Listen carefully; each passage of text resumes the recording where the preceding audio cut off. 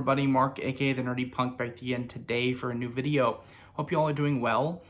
Today's video is going to be a Criterion Collection flash sale haul for October of 2022. Got this box full of goodies here to go through. The Criterion Collection flash sale occurred last Tuesday, I believe. It's either Tuesday or Wednesday. It was the middle of October. They typically do the two 24-hour flash sales in the year. This year they did one in March and one in October.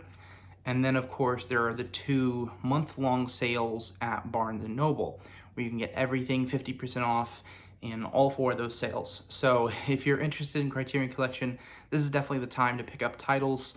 And certainly as we get closer to November, it is a great time to pick up Criterion Collection titles. So I went ahead and picked up 5 titles in this sale. I wanted to kind of restrain myself a little bit, especially with the November sale coming up and wanting to probably pick up around 10 or so titles and maybe more in that November sale. I wanted to kind of hold myself down to just a handful of titles for this one. The other kind of cool thing really quickly about the flash sale is that it goes through I apologize about the cars out there. It goes through the Criterion Collection website, and if you order through there and you create your account and everything, you get reward points. And when you build up enough rewards points, I think it's like 500 maybe. I think if you spend $500 on Criterion titles, you get a $50 gift card, which will basically buy you an entire title at full price, and can buy you 2 or 3, at least 2, maybe close to 3 titles at sale time. So it's a really, really good deal and for people who buy Criterions consistently. So with this sale, I actually earned my first $50 gift card. So I'm really looking forward to using that in the future. All right, so let's go ahead and get through my titles of the things that I picked up here, so I don't ramble on for 20 minutes. The first title that I got here is a new release. This just came out, I believe, on the day of the sale. Lost Highway from David Lynch. This is the 4K Ultra HD combo pack. Ran me $25 with the 50% off price. It is a nice digipack release, as are all of the David Lynch Criterion releases. And of course, I'm a huge David Lynch fan. I have been since I started watching his work, probably last year, I think. At the end of last year, I started watching Lynch films. I had experienced, Twin Peaks before and really enjoyed that. But I've really kind of dived into his film work this year and absolutely fallen in love with his work.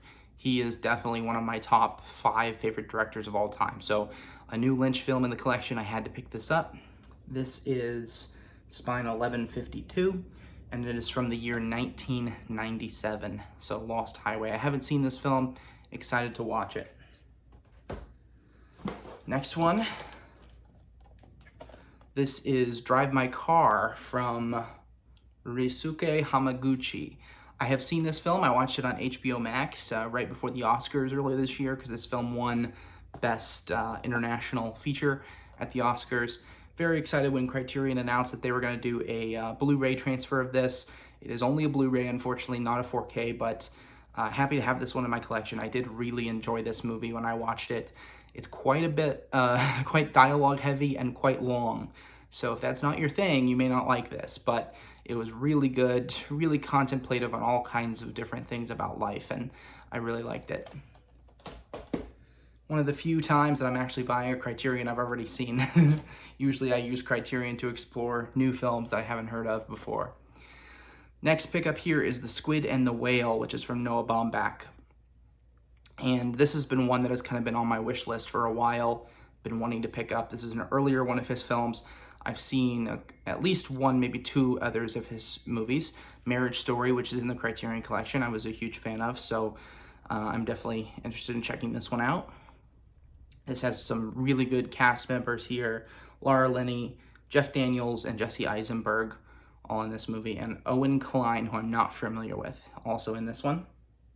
Forgot to tell you, spine number on Drive My Car really quick, 1136, and it is from 2021. That's a Japanese film, by the way.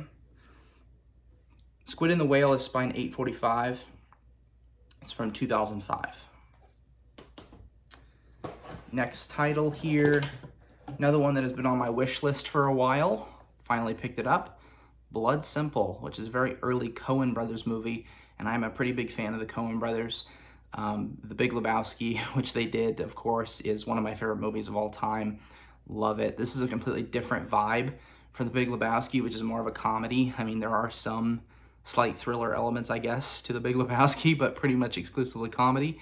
This one looks like a thriller, perhaps some action. I'm not super familiar with this one, but I've heard nothing but amazing things about it from those who collect Criterion titles in particular. This is Spine 834 from 1984. And finally, this was the biggest purchase of the flash sale. Another one that has been on my radar for a long time. Everyone who talks about these films absolutely adores them, it seems. It's not like the first genre that, that I gravitate towards, but if they're really good, I do like them. And we are talking about the Before trilogy, which is a trilogy of romance films from Richard Linklater, starring Ethan Hawke and Julie Delpy. And there's some really interesting things about this trilogy.